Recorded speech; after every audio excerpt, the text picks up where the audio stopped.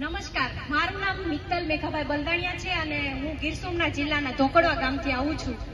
જેમ કે પરેશભાઈએ કીધું કે આ આંદોલન કોઈ રાજકીય રંગ માટે નથી, આ તો આપણા બધાના અસ્તિત્વ માટેની લડત છે. અને આપણે સૌ જાણીએ છીએ કે આ સરકારે જે આ રાહત પેકેજ જાહેર કર્યું છે, તો એ પ્રમાણે હું ગણતરી કરું ને તો 1 વીઘાના 3500 જેવા આવે. હવે આપણે બધાને ખબર જ છે કે 1 વીઘાનો ખર્ચો કેટલો આવે, 17 થી 20,000 તો ખર્ચો આવે, એટલી તો મને ખબર છે, કારણ કે હું ખેડૂતની દીકરી છું. તો આ વાત સરકારને કેમ ખબર નથી પડતી કે એટલો ખર્ચો આવે છે? ક્યાં 17 થી 20,000 ને ક્યાં 3500?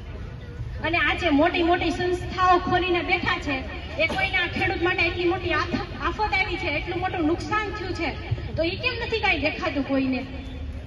પછી આ જે એટલા અન્નદાતાનું અન્ન ખાય છે, તો એ કેમ એને અસર નથી કરતું?